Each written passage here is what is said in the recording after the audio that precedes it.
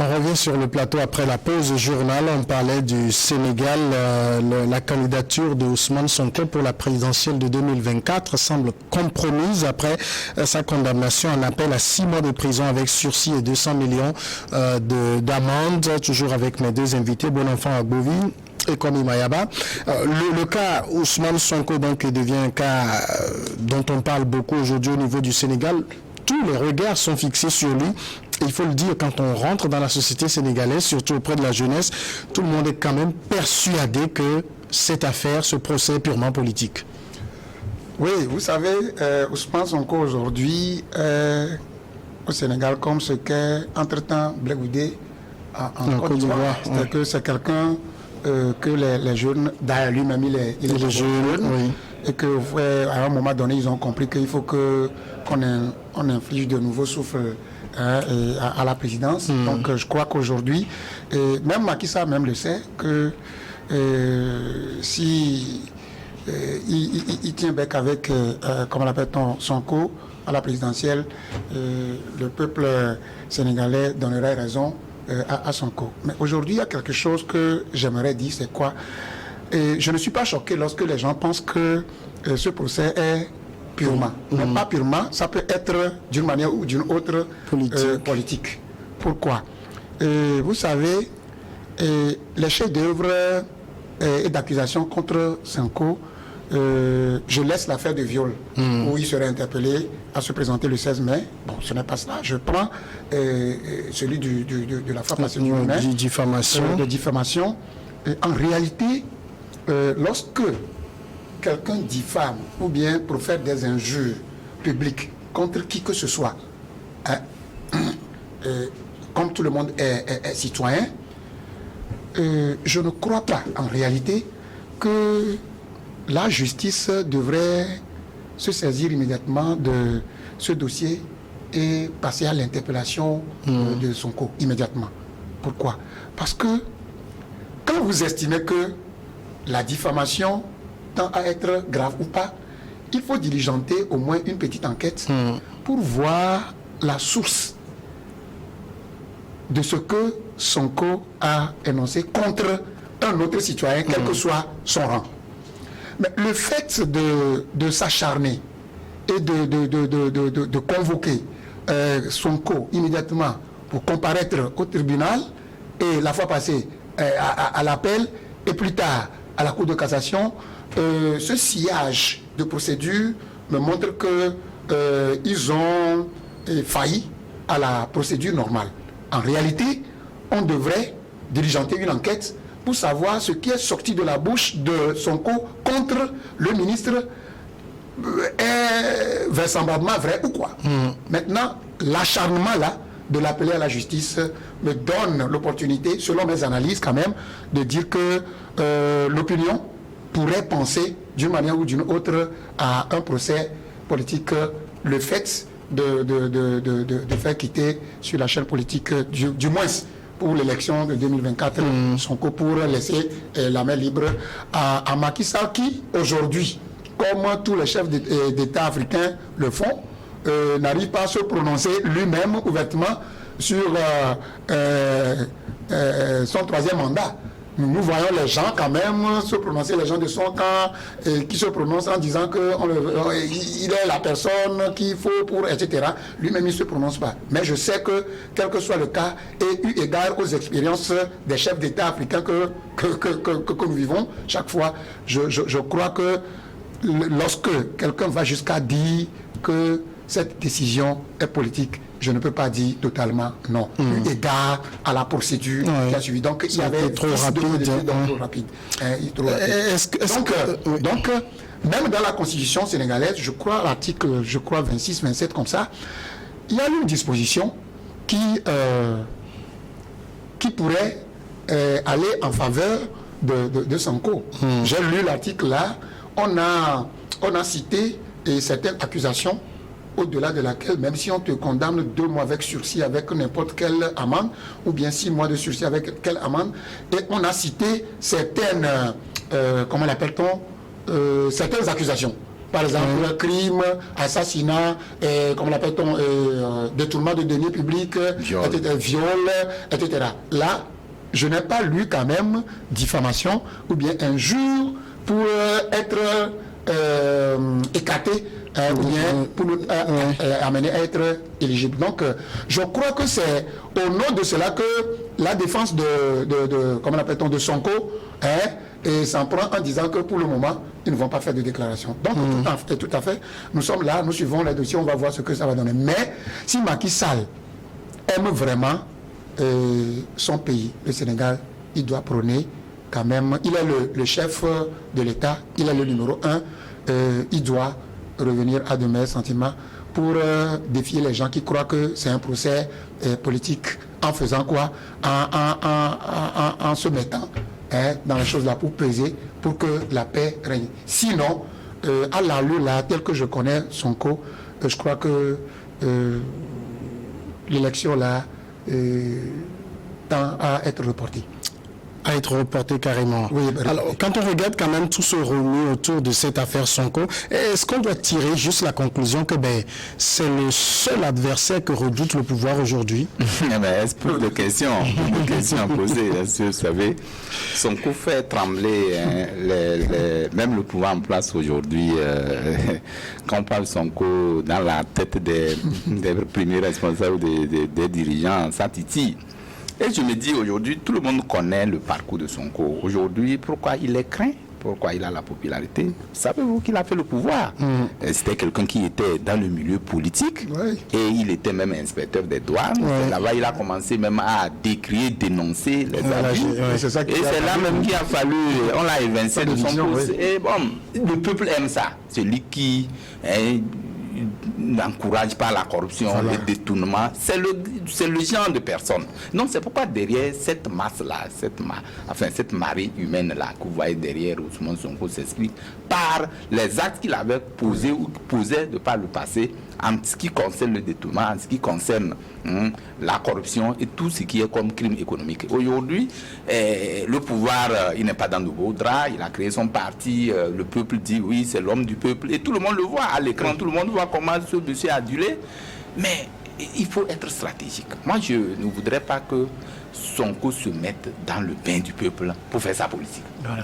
Ça, il faut le dire. Il ne devait pas se mettre dans le bain ou dans cette erreur-là, fait cette erreur politique en se mettant dans le bain du pool pour faire sa politique, pour dire qu'à tout moment, il faut que le peuple est derrière moi. Le peuple n'est pas les procédures. Le peuple aussi, parce que tu sais, une république fonctionne en termes de tests. Il y a tout ça là qui est régi. Donc si vous vous enfreignez à une loi et vous pensez à un peuple de la rue va manifester, mais demain quand on va vous lire article par article, on vous dira que non, tout ce que vous dites c'est que vous n'êtes pas compris. Et ce peuple qui sont, combien connaît la procédure? Ils ne sont pas nombreux. Donc à un moment donné, ils ne devaient pas surfer sur cette population-là, souvent, ce peuple-là qui sort et qui l'encourage, nous sommes là. Non, il ne doit pas tomber dans ces pièges-là. Moi, ce que je considère ou je constate, c'est que Macky Sall aussi joue des erreurs politiques. Aujourd'hui, il sait que ce qui fait même la scission entre les deux, c'est le problème du troisième mandat.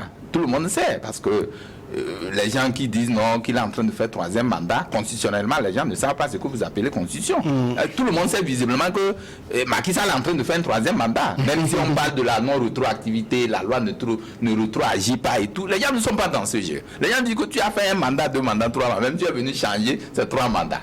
Donc c'est dans ça que je voudrais au moins que lui, quand le peuple se lève, il joue à l'apaisement. Ça arrange mieux. C'est-à-dire qu'à un moment donné, il ne se met pas dans le carcan du peuple pour dire non, à un moment donné, soulevez-vous. Non, la politique ne se fait pas comme ça. Où le peuple se lève, c'est lui de donner un peu d'accalmie. Et comme ça, le peuple aussi, le pouvoir, puisque le pouvoir, quand on veut l'arracher, il y a des stratégies, il y a des mécanismes qu'il faut utiliser. On ne va pas chez quelqu'un qui a déjà le pouvoir, qui le tient, et que vous allez de prendre de force. Ça se joue stratégiquement. Il y a des stratégies, il y a des actes qu'il faut poser préalablement. Et les gens savent que l'alternance, ce n'est pas un truc qu'on va aller arracher quelque part. On vous a défini les critères. Il faut aller aux élections. Aujourd'hui, nous savons que celui qui organise les élections, dans la plupart des États africains, ceux qui ont organisé les élections sont ceux-là le plus souvent qui ont plus de possibilités de remporter ces élections. Et qu'est-ce qu'il faut faire? Donc moi, et ce procès qui... Le Sénégal a quand même une bonne tradition d'élections transparentes. Hein. Oui, ça c'est vrai, avec Wade. Macky Sall lui-même est venu au pouvoir parce que quelqu'un voulait faire un 3e mandat, il s'y est opposé. Donc... Effectivement, c'est justement parce que les instruments, c'est parce que les mécanismes, c'est parce que aussi les institutions sont fortes que dans ce pays que ça se passe comme ça. C'est pourquoi il sait qu'en allant aux élections avec Sonko, il risque de le même truc, enfin la même situation risque d'arriver comme cela s'était passé avec Ouad quand il devait arriver au pouvoir. Donc c'est pourquoi il joue à tout pour qu'au moins cet adversaire, cet animal politique-là, soit écarté de la course. Et ce serait dangereux, il viendra, il prendra le pouvoir, mais sous lui, il y aura des bains de sang. Et là, encore pire, parce que quand quelqu'un prend le pouvoir en marchant sur des gens, dans un bain de sang, l'histoire va le rattraper. D'accord. J'aimerais ajouter quelque chose. Vous savez, en réalité, quand Sonko a créé son parti, je crois qu'il n'est pas le seul. Il doit avoir le premier vice-président, etc. C'est ce qui nous manque en Afrique. Vous voyez, quand on sacrifie Sonko maintenant, ça dit que c'est son parti qui est parti. Vous comprenez? Sonko, ça dit qu'il devrait avoir des plans. Au cas où... Si ce n'est pas moi qui on positionne. Ça dit cet égoïsme que nous avons en Afrique, c'est-à-dire que si ce n'est pas moi, ce n'est pas l'autre, c'est ça qui cause que nous n'avons pas de plan B. Aujourd'hui, si le numéro 2 du parti de Sonko est encore plus influent, ou bien apparemment influent, comme lui, ben, on ne va pas assister à cela. Ça veut dire que c'est Sonko qui a écarté, mais son parti irait aux élections présidentielles. Donc c'est un appel, c'est un appel à tous les partis politiques. Vous voyez, c'est le même schéma qui se décide dans tous les pays africains. C'est le même schéma. C'est-à-dire que lorsqu'on voit que celui-ci est tonitruant, celui-ci est entouré par le peuple, on cherche toujours. Vous voyez, vous ne pouvez pas donner de l'eau normale à votre adversaire. C'est toujours comme ça. Vous comprenez? Donc, en Afrique, c'est ce qui se passe et c'est le même schéma. On n'a pas encore changé cela. Donc, c'est l'histoire de dire à tout le monde que lorsque vous avez vos partis politiques, c'est-à-dire qu'il faut ne pas dire que c'est vous seul. Il faut créer une condition au cas où le plan A ne marchait pas. Vous prenez le plan B. Aujourd'hui, il est vrai, tout le monde est vrai, même toute l'Afrique, c'est que si Sonko allait aux élections, Macky Sall partirait. Et Macky Sall même le sait. L'opposant le plus influent de qui il a peur, c'est Sonko. Aujourd'hui, quand Sonko part, le reste, il va marcher, il va les marcher dessus. Donc, il faudrait qu'après Sonko, il faut qu'il y ait quelqu'un aussi qui ait la manette pour pouvoir diriger quand même le parti politique pour aller... Quand tout le monde veut voter Sonko, et Sonko n'est pas là, son numéro 2 est là, le peuple va voter le numéro 2.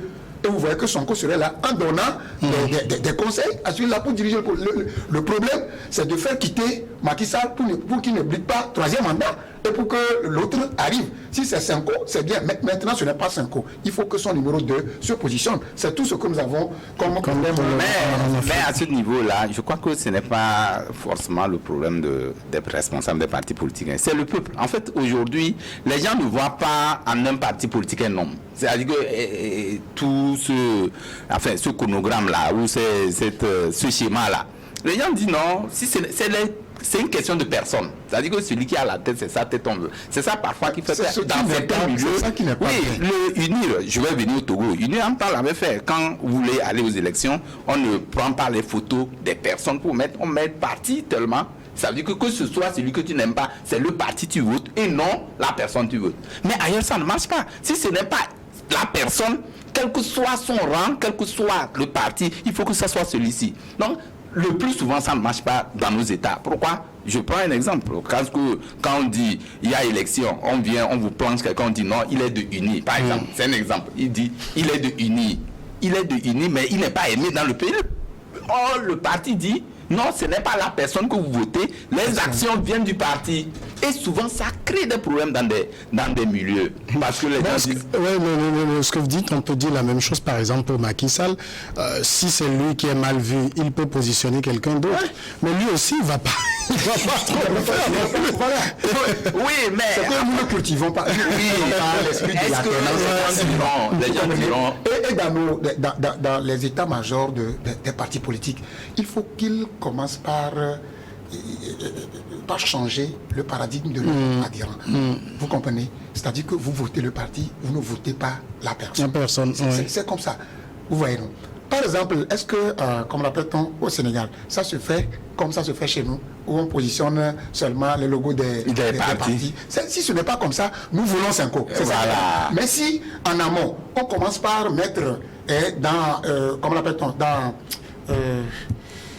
la mémoire des gens, oui, mais ce n'est pas la personne qui doit changer. Oui, mais en même temps, c'est risqué ce que vous dites, parce que vous avez peut-être dans une localité, on a un monsieur qu'on aime bien, on voit que lui, il a des idées. Voilà. On nous dit non, c'est tel autre que le parti prend. Voilà. Il ne nous plaît pas celui-là. Le problème, c'est que le problème là-bas, c'est quoi?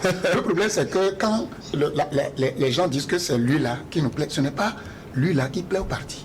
C'est ça, il faut positionner quelqu'un de manière stratégique pour que le baromètre les chances de gagner soient maximisées. Donc c'est là, je donne un exemple. Lorsque nous regardons les matchs d'Europe, là, vous voyez, tous les spectateurs diront que peut-être celui-là n'est pas bon. Pourquoi on a mis celui-ci au poste là, etc. Nous disons ça, mais ce n'est pas ce que l'entraîneur... C'est ça sur le terrain politique. Vous voyez, c'est-à-dire que le politique pense plutôt au baromètre. C'est-à-dire que qui va venir pour que les actions ou bien la température du parti augmente plus qu'avant.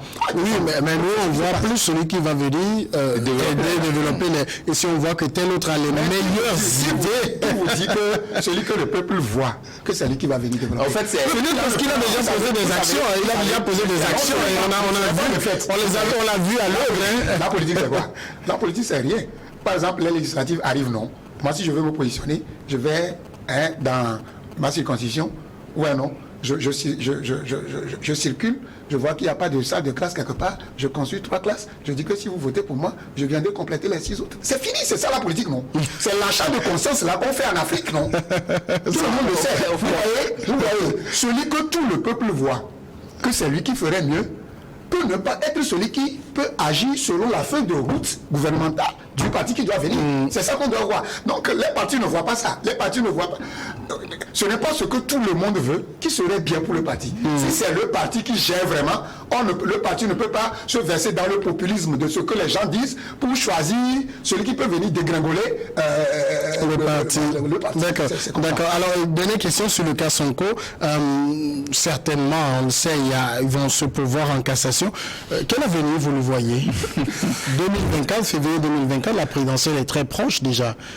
Non, il n'y a que 2 hypothèses. Il n'y a que 2 hypothèses. Dans un premier temps, avec ce qui est en train de se faire avec les manifestations, et je pense bien que Sonko, quelle que soit la condamnation, s'il est écarté de la course, ça c'est la première hypothèse, s'il est écarté de la course, et les élections au Sénégal seront la catastrophe. Ça, c'est une analyse personnelle. Une catastrophe, ça veut dire beaucoup de violence? Oui, beaucoup de violence, il y aura bain de sang, ça serait invivable. Vous savez que les Sénégalais ont toujours habitué à des élections très violentes aussi. Oui, c'est ce que je dis. Et là, ce serait encore pire. Ce serait encore pire. Donc, je crois que dans ce cas de figure, et le pouvoir de Macky Sall doit jouer de tout ce qui est de son pouvoir pour quelle que soit la décision de justice là, qui prenne de la hauteur pour permettre à Sonko d'aller aux élections avec lui. Ça, c'est pour calmer les esprits, c'est pour amener la paix dans le pays, c'est pour que sur le plan international aussi, qu'il y ait certains reliquats. Parce que souvenez-vous que tout ce qui est en train de se faire, c'est dans les miroirs des institutions de Bretton Woods, des gens qui ont des décisions sur le plan mondial, quels sont les critères de démocratie, comment ça a été organisé, et tout ça là, ça se joue. Les gens ne disent rien, mais demain on sort ces trucs-là, et ça va être un peu compliqué. Le deuxième aspect, c'est quoi? Sonko, aujourd'hui aussi, si la décision de justice tient toujours, qu'on ne puisse pas le maintenir, qu'il soit écarté de la course, ou on le puisse, peut-être en cassation, on peut peut-être trouver un terrain d'entente pour dire non, à partir de tel moment, on va descendre du piédestal, on peut lui permettre de... Bon, lui-même, il a déjà écarté toute discussion politique. Oui, c'est ça que je dis, c'est ça qui est dangereux aussi. Parce que il tire trop sur la corde aussi. Oui, il tire trop sur la corde. Moi, je le disais, je le dis toujours, parce que les stratégies politiques, nous avons vu comment l'extrémisme, dans la plupart des pays, les partis politiques extrémistes, c'est que ça a donné, tout le monde sait. Parfois, vous êtes trop extrémiste et souvent vous ratez beaucoup de choses. Et au fin, c'est des centristes-là qui arrivent à visiter un peu le pouvoir, qui viennent rester discuter. Il faut ça, la politique c'est comme ça. Donc ne soyez pas trop tendus.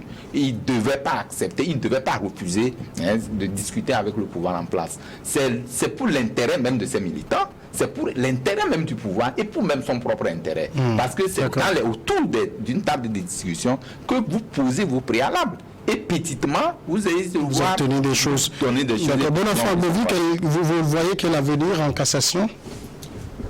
Bon, comme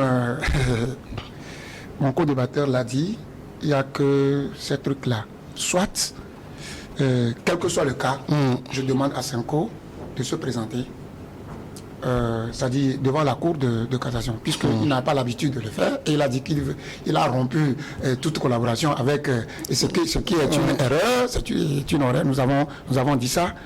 Et ce que j'analyse et ce que je sors de mon analyse, c'est quoi? Soit la Cour de cassation pourrait maintenir les 6 mois, eu égard à la procédure normale. Si la Cour voit que les procédures ont été normales, il ne peut pas faire autre chose que ça, légitimer la décision. Il n'y a pas de problème. Maintenant, il va revenir au nom de la paix au Sénégal, il va revenir à Macky Sall de peser, comme M. Mayamba l'a dit. Quelqu'un peut être condamné et aujourd'hui et demain, il peut avoir la grâce présidentielle. Donc pour lui permettre de se présenter. Ça s'est passé dans des pays. Donc ici, on n'a plus besoin en Afrique de la violence avant, pendant et après les élections. Puisque aujourd'hui, l'Afrique aussi est en train de tenter à sortir des choses que nous avions déjà vécues, en l'occurrence les violences, les pertes de choses là. Si ce n'est pas le cas, si Macky Sall n'arrivait pas à prendre le dessus de l'affaire, ça veut dire que Sonko, tel que je le connais, mettrait les gens, même s'il n'appelle pas les gens de sortir, les gens même sortiront. Et vous allez voir que ça va entacher gravement la démocratie sénégalaise. Le Sénégal, longtemps, a été un modèle de démocratie, soit en Afrique de l'Ouest quand même, en Afrique de l'Ouest. Mais, tel que les choses là sont en train de se faire sentir, je crois que si Macky Sall ne voit pas la chose d'un autre œil, ça ferait sortir le peuple. Et ça va faire quoi? Ça va faire dégringoler la position du Sénégal, eu égard au modèle de démocratie. Ça va faire dégringoler la chose là. Et ce n'est pas bon. Mais nous voulons quand même que... Bon, nous ne sommes pas les personnes mieux placées. Nous sommes ici, nous sommes en train... C'est comme un plaidoyer et c'est comme un conseil que nous donnons, quitte à celui qui doit prendre la décision de le prendre pour savoir. Eux-mêmes, ils savent ce qui est bon pour leur peuple. Et nous parlons parce que le Sénégal, c'est un pays africain. Et quand ça pète là-bas, ça va se rejaillir sur nous. Regardez quelque chose qui se passe en Russie, ça nous embête au Togo. Ici, à côté de nous, ici, nous avons quand même une forte délégation togolaise au Sénégal. Donc quand ça pète là-bas, on ne sait pas, les fusils et les armes ne savent pas qui est togolais, qui est sénégalais. Donc pour éviter tout ça, il faut que le numéro 1 sénégalais prenne le dessus de la chose pour savoir. S'il n'a pas peur de Sonko, il n'a qu'à faire la chose de manière normale. Et aux élections, on va voir à qui le peuple donnera. Le peuple a le pouvoir. Et c'est le peuple qui donne le pouvoir à qui il veut. On va voir qui sortira des urnes en février 2024. On passe maintenant au dernier sujet. On va parler du Togo avec ce sujet, ce congrès obligatoire pour les partis politiques avant la fin du mois de mai 2023. Parce que la charte des partis politiques, dans sa disposition transitoire et finale, article 27, dit ceci, je le cite, les partis politiques existants avant l'adoption de la présente loi disposent d'un délai d'1 an à compter de la date de publication au journal officiel de la République togolaise de la présente loi pour se conformer aux nouvelles dispositions. Les pièces justificatives sont communiquées au ministre chargé de l'administration territoriale contre décharge et justement cette loi a été faite le 30 mai 2022 au moment où nous parlons. Il reste quelques jours, justement, pour se conformer à cette nouvelle voie. Mais le moins qu'on puisse dire aujourd'hui, on a plus d'une centaine de partis politiques au Togo. C'est ce qu'on dit officiellement. On sait que des partis datent des années 90. Il y a des partis qui se résument à la personne de leur président. Il y a des partis qui n'ont plus tenu de congrès depuis belle lurette. En tout cas, si on fait le diagnostic des partis politiques existants au Togo, beaucoup ne respectent pas la nouvelle charte des partis politiques, comme Imayaba. Beaucoup, hein, beaucoup même d'ailleurs. Et c'est d'abord pour amener ces partis politiques-là à se conformer à cette disposition-là, à cette nouvelle disposition-là que l'État a pris soin de rappeler tous les partis politiques qui ne s'inscrivent pas dans cette logique-là, qu'ils ont encore quelques jours. De quoi ça prend fin le 30 mai. Et donc tous les partis politiques se doivent d'organiser un congrès avant la date butoir, le 30. Alors cette loi, vous savez, c'est depuis 2018, cette loi existait et que chaque parti politique devait quand même organiser des congrès. Ici, ce qui est dit, le moratoire qui a été donné pour 1 an, tous ceux qui ont organisé le congrès avant la charte doivent adresser, je crois, un courrier justement au ministère de l'administration territoriale pour notifier leur congrès. Mais ceux qui ne l'ont pas fait avec les pièces justificatives, ceux qui ne l'ont pas fait ont le devoir de le faire avant le 30. Alors c'est pour dire quoi? C'est pour dire que, ayant constaté, comme vous l'avez relevé dans votre libellé, qu'il y a quand même des partis politiques qui poussent comme des champignons. Chacun matin décide de créer son parti politique et réunir quelques personnes, puisqu'il y a cette question de 2 tiers aussi. Parce que les 2 tiers, il faut les membres fondateurs pour les 2 tiers. Donc c'est important que les gens se conforment à cette nouvelle disposition pour voir réellement sur l'échiquier politique combien de partis politiques n'ont pas. Ceux qui ne le font pas avant le 30 vont tomber dans le domaine public, c'est-à-dire que ces partis ne vont plus exister. Ça s'est passé avec nous, parce que quand je parle de nous, journalistes, puisque notre code, le nouveau code l'avait rappelé, j'avais un moratoire de 3 ans. C'est vite passé. C'est vite passé. Les gens voyaient comme si c'était quelque chose. Aujourd'hui, on était pratiquement plus de 100 et quelques médias. Aujourd'hui, nous sommes, je crois, 86 seulement qui sont... Enfin, les médias qui sont en règle le nouveau code. Avec le nouveau code, sont seulement que 80. Donc, c'est juste pour dire que quand une république veut fonctionner, il y a aussi les lois qui régissent au moins la république. On ne peut pas permettre qu'il y ait tout le monde de faire ce qu'il veut parce qu'il y a le principe de créer. Non, quand ici, cela voudrait dire que ne veut pas créer un parti politique celui qui veut, mais celui qui peut. Donc, ça veut dire que tous les partis politiques, pour être sérieux, au fait, quand on prend un parti politique, d'abord même il y a des dispositions, il doit avoir le siège et tout ça là, avec la nouvelle configuration, on doit vérifier tous ces paramètres-là. Et lors de leur congrès, il est forcément indiqué que il y aurait un représentant, parce qu'il y a aussi cette question doit poser un sérieux problème. Il faut un représentant du ministère de l'administration territoriale qui doit participer au congrès du parti et après envoyer les PV. Ici, si ça ne se fait pas, et c'est ça qui est la crainte, parce que les gens vont rester dans leur coin, envoyer des PV, ils vont faire les procès verbaux, envoyer qu'ils ont eu des congrès. Mais il faut que l'État veille pour voir est-ce que ça a été respecté, les dispositions qui sont contenues dans ce nouveau code-là, dans cette nouvelle disposition-là. Est-ce que tout a été respecté? Mais si ça n'a pas été respecté et que les gens veulent faire le forçat, forcément, il faut ramener les gens à se conformer à cette nouvelle disposition-là. Parce que créer un parti politique aujourd'hui, ça semble pour certains comme c'est aller à la recherche d'un gain facile, parce que vous savez que la charte des partis politiques le dit également, parce qu'il y a un financement des partis politiques.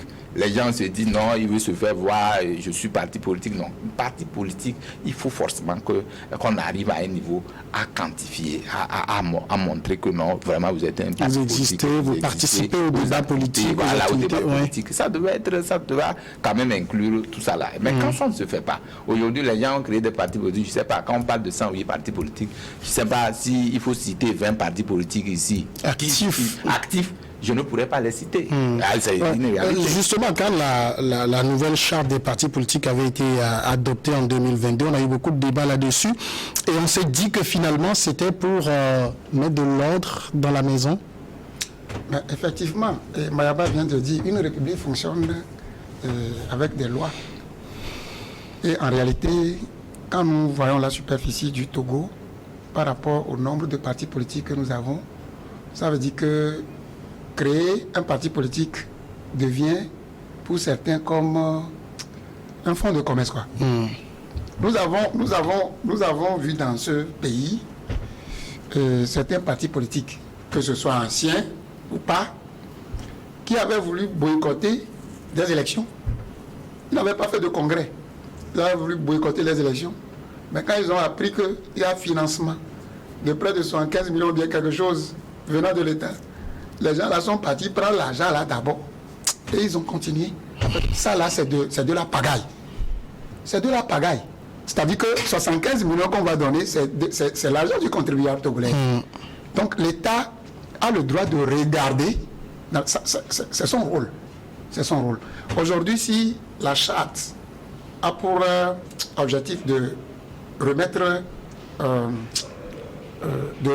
chaque parti politique à sa place, soit tu es parti politique, tu l'es ou tu ne l'es pas, mais c'est une bonne nouvelle. Mais il faut reconnaître quand même qu'avec cette histoire de congrès, nous connaissons bien les Togolais. Ils viennent d'esquisser ça. Les gens seront dans leur salon et ils vont envoyer au ministre certains, comment l'appelle-t-on, certains PV, etc. Mais ce qui bloquerait cela, c'est ça. Ça dit qu'on a donné le champ libre aux gens, mais il y a encore de garde pour, c'est quoi? Le ministère doit déléguer certains agents pour aller suivre le congrès. Au fait, il est temps qu'on dise aux gens que s'ils veulent de l'argent, ils veulent se faire de l'argent, mais il y a beaucoup de choses à faire. Pas se verser dans les partis politiques. Moi, en réalité, si vous me demandez tout à l'heure de citer quelques partis politiques influents au Togo, je ne peux citer qu'au moins 3 ou bien 4. Bon, il y en a plus. Il y en a plus. Oui, je sais. Parce que si c'est ça, c'est en ce moment je dis que les partis politiques, tu vas voir si tu vas pas finir. Les partis politiques poussent comme des champions, comme il a dit. C'est que les gens commencent d'abord par de petites associations. Ouais, non. Et après, quand ils se regroupent en 250 personnes, bon, ils disent qu'ils créent des partis. Maintenant, ça, c'est 250, c'est déjà beaucoup parce qu'il faut juste une soixantaine pour... Oui. Et après... Une soixantaine provenant des 2 tiers de l'effectif. Et après... Donc, quand ce critère est respecté... Et après, les gens quittent. C'est-à-dire qu'ils savent que ce n'est pas un parti politique pour faire quelque chose pour la population. Mais c'est pour leur intérêt propre. Je vous dis la vérité. Vous comprenez? Je vais donner un exemple. Voilà les gens là, ces partis politiques satellitaires qui sont assortis des partis maires. Ouais, non. Mais ils ont quel quota. Maintenant, on parle même de la représentativité. Il y a des partis politiques à Lomé que les gens ne connaissent. C'est-à-dire c'est à Lomé seulement. Les gens ne les connaissent même pas à Dapan. Ils n'ont même pas de représentants. Vous n'allez pas dire le contraire. Vous allez voir que c'est ça qui fait que quand on fait un schéma de l'élection, vous allez voir que les gens ne trouvent absolument rien dans les raisons où ils ne sont pas implantés. Tout le monde est à Lomé et c'est la famille, c'est des amis, on crée un parti politique. Ça ne doit pas être comme ça. Au moins pour la première fois, je loue les dispositions prises dans la charte là pour, comment l'appelle-t-on, qu'est-ce que j'allais dire? Pour se conformer aux lois de la République, pour que soit tu es parti politique crédible ou non. Et c'est comme ça, ainsi va la Alors, par exemple, je lis l'article, je vais commencer par le 19, qui traite des dispositions financières. L'article 21, par exemple, les partis politiques ont l'obligation de disposer d'un siège physique et d'une adresse relative. Article 21, on a 2, alinéa 2, on a chaque parti politique a l'obligation de tenir au moins un congrès tous les 5 ans. Le ministre chargé de l'administration est saisi officiellement de la tenue de ce congrès. Alors, siège physique, adresse, tout ça, on a des partis qu'on connaît, mais si on vous dit de dire là où se trouve le siège, même le GPS ne le connaît pas. Ah oui, c'est un bon constat, parce que tout le monde sait que c'est comme ça se passe depuis un moment. Ah non, on le disait, c'est pour mettre de l'ordre dans le désordre. Parce que le gouvernement sait que ça devient... Tu savais, Talon l'avait commencé. Talon, ça a commencé par Talon, quand pas de loi de la conformité, ça a créé des remous au niveau de l'Assemblée. Et puis, bon, voilà, les gens l'ont talonné, les gens l'ont taxé de tout. Mais aujourd'hui, le Bénin avance. Le Bénin est dans le... Bon, mais lui, il avait aussi d'autres velléités en tête. Lui-même, il voulait réguler une situation. Il était venu sans parti politique. Donc, c'est vrai. C'est si les Béninois... Actuellement, au Bénin, il n'a pas de parti politique. Il n'a pas. Kérékou et tout. Pourquoi il a justement pensé que ça ne doit pas être comme ça? Ça ne doit pas rester dans ce schéma-là. Il faut à un moment donné évoluer là. Il faut qu'on arrive à modifier ou à changer certaines normes. C'est justement pour ça que je voulais faire cette parallèle-là pour dire que ici, par exemple, quand on parle d'un parti politique, on a cité, il faut un siège, il faut peut-être... un siège physique. Parce que je n'ai pas cité toutes les dispositions, mais vous savez, le parti doit faire l'inventaire de ses biens, les meubles et autres. Effectivement. Mais c'est le grand problème. Même moi, je disais que même l'État a été léger dans cette même disposition. On devait voir le budget même de Article 20, le parti doit présenter ses comptes annuels à la Cour des comptes ensemble avec les détails et justifications de la provenance des ressources. Justement. Non, ça devient sérieux. Voilà. C'est là que je dis, non, le problème c'est qu'ils doivent justifier. Bon, comme on est rentré dans la logique de déclaration de biens, tout le monde sait que ça va prendre toutes les dimensions. Même nous, journalistes, on demande de faire une déclaration de biens. Bon, ça, Dans tous les cas, c'est juste une petite c'est pour dire que cette question même, je pensais qu'on devait même mettre la barre encore trop haut. Parce que pour créer un parti politique, il faut avoir au moins un compte minimal de... On devait citer ça. Ici, on dit, bon, vous devez justifier, vous avez un budget que vous devez justifier la provenance de ces fonds. Maintenant, c'est combien? On n'a pas fixé la barre.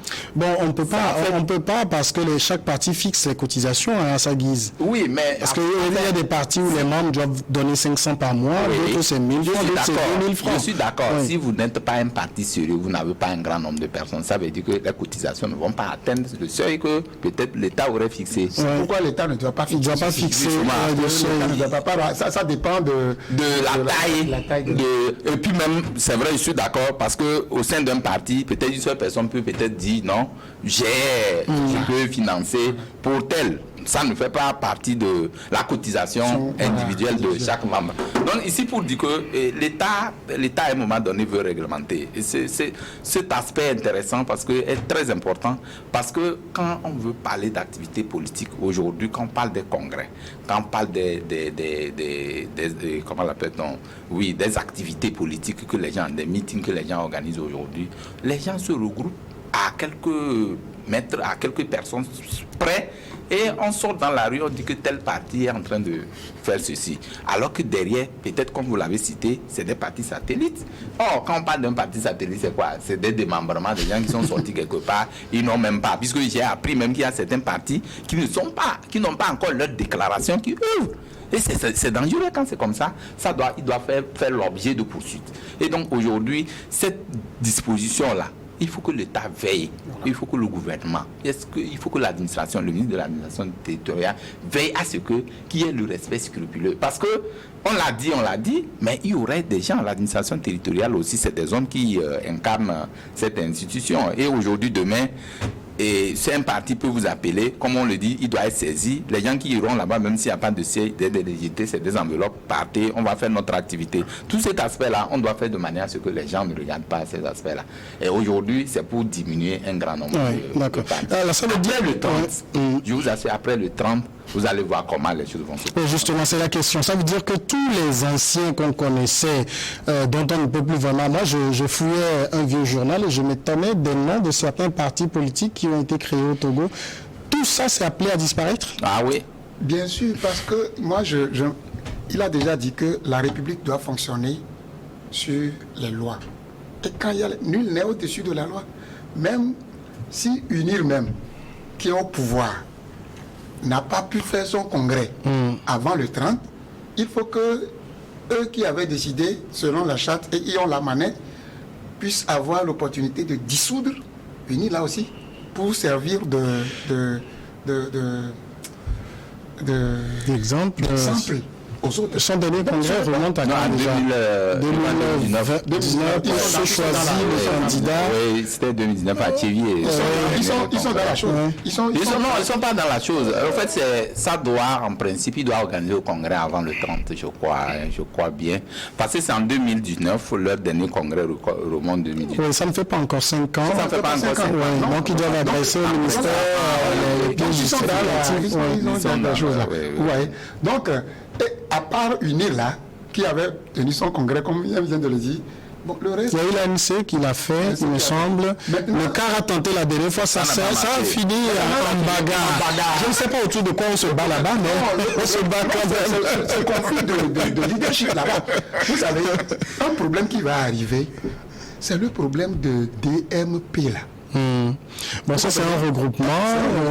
Est-ce qu'ils vont faire le congrès de regroupement ou bien non, ils sont obligés, chaque parti est obligé de faire. Parce que le regroupement n'a même pas d'existence. Ça, tu quittes le DMP là. La DMP n'a pas d'existence légale, il faut le dire. Oui. Donc moi, là où je suis d'accord que pour réglementer les choses, à partir du 30, après 30 là, il faut que ceux qui se disent qu'ils ont des partis politiques, autrement dit c'est quoi? Au Togo, c'est une seule personne qui sort de l'argent et dit que c'est mon parti. Tu n'as pas le droit de parler. Et c'est pourquoi il peut te chasser comme il veut. Il s'en fout des tests internes et il te chasse. Nous avons vécu des choses là. Si au moins il y avait l'instauration de ces cotisations des membres et comme ça se fait ailleurs, vous savez, tout le monde aura son mot à dire. Parce que tu ne donnes rien. C'est les membres qui refusent de donner. Pardon? Les membres refusent de donner. Et vous croyez que c'est une faute aux membres? C'est qu'on ne leur enseigne pas ça. Toute chose doit être impliquée. Vous comprenez? Toute chose doit... Non, vous voyez par exemple les supporters des éperviers. En réalité, les supporters devraient supporter, venir acclamer. Ça doit être bien organisé, ils doivent contribuer chaque mois. Vous voyez, c'est grave que nous copions tout de l'Europe, mais ça là, nous ne copions pas. Aujourd'hui, ce n'est pas aujourd'hui, en réalité, que les gens vont se réveiller pour dire que, j'incarne un parti politique, je dois participer financièrement pour la suivi de... Quand ce n'est pas comme ça, c'est la tête seulement qui donne de l'argent et qui fait le tout puissant. Donc, aujourd'hui, comme le gouvernement a pris ce problème-là à bras le corps, que tu sois un parti politique créé avant 90, pendant 90 ou après 90, si tu n'es pas dans les normes, moi je suis en train d'être d'accord que tu fermes tes portes. Aujourd'hui, on dit d'avoir un siège physique. Ça veut dire que les gens sont conscients que plusieurs partis politiques n'ont pas de siège, ils n'ont que des sièges virtuels. Là où ils se trouvent, c'est leur siège ça. Et c'est grave. On ne peut pas autoriser ces pagailles-là dans notre pays. Et quand le gouvernement veut redresser les choses, ça c'est une bonne nouvelle. C'est une bonne nouvelle. Au Togo, là, moi je préfère qu'on revienne même à un autre dispositif de gestion de partis politiques, où on aura la droite, la gauche. Bon, ça c'est un peu européen. Je dis non, ce n'est pas... Quand vous leur demandez... Ça permettra de réduire drastiquement les choses. Monsieur Niaoui, à part unir, à part... moi j'ai uni ANC, NIET, PDP, oui, on peut continuer. ADI, on est en train d'être bloqué. À part ça, c'est la pagaille. C'est la pagaille. Regardez, on a dit qu'on va juger la provenance des sources de revenus. Des choses là. Vous savez, le gouvernement n'invente rien. En réalité, c'est comme ça les choses doivent être. Ouais, non. Donc, vous devez faire votre compte à la Cour des comptes avec des pièces justificatives de la provenance. Ce n'est pas trop demandé. Vous comprenez? Et nous savons que cette loi va faire disparaître même les gens avant les 30.